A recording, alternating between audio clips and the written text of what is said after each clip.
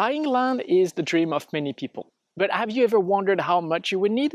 Whether it be for off-grid living, homesteading, or for a hobby farm, it's probably less than you think. And there are some aspects about owning land that do suck. So in this video, I'll take you on a tour of a 5-acre bush property so you can see what that looks like.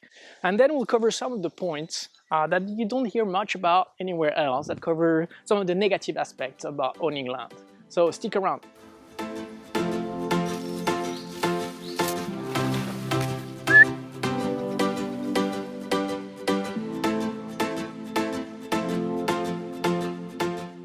A block of land sits a bit away from the main road, which, if you want some peace and quiet, is probably something you want to consider. Passing the main entrance, which I need to fix, you'll find a meadow, which we've been working on for a while.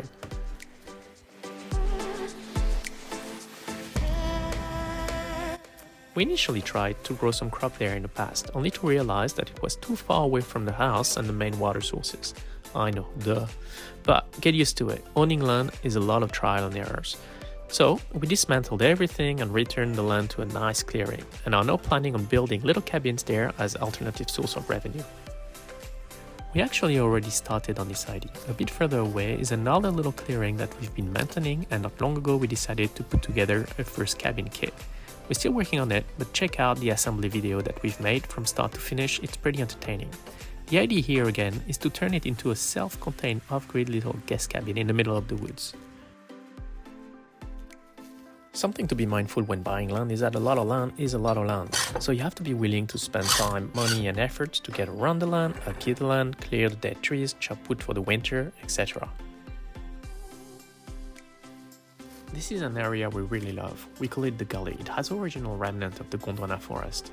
This is another consideration when buying land. What do you want to do with it? If you want to put animals, for instance, you probably have to clear quite a bit, fence, etc. We're thinking more along the line of an eco-resort or glamping. At first it is tempting to imagine owning a big patch of land, 20 acres, 30 acres, but depending on what you want to do with it, how much of it is really usable? We're lucky that our property is relatively flat, except for that Ravin here, which has a stream running at the bottom. But think about it when prospecting. It's really difficult and expensive to develop land on the side of a mountain, for instance.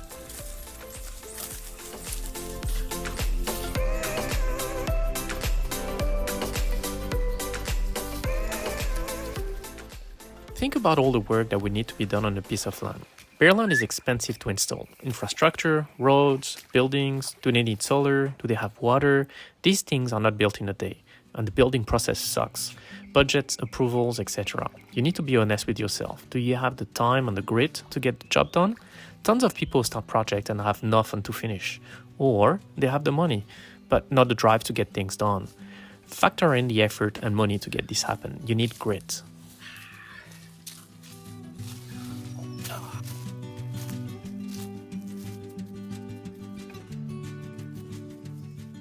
Our property sits at 1.5 acreage in the middle of the woods. It includes a small house and a shed, /garage, /office, /storage. We've done some clearing around the buildings so that it's easier to maintain and so that we could start working on a more practical and accessible veggie garden.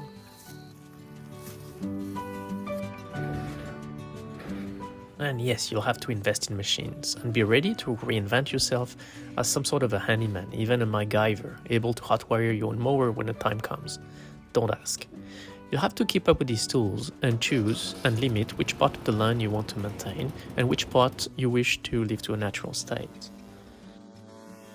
So in summary, more land actually isn't better. You are not looking for the most amount of acres that you can afford. You are looking for the most amount of usable acres considering your time, skills, physical fitness and budget. As to be able to live off-grid on it, 0.5 acre to 5 acres of usable land is probably a sweet range in order to grow and build what you need to become more self-sufficient. If you like this video, put a thumbs up or even subscribe if you want to follow our adventures. For now, I'll leave you with the sounds of the toads. Until next time.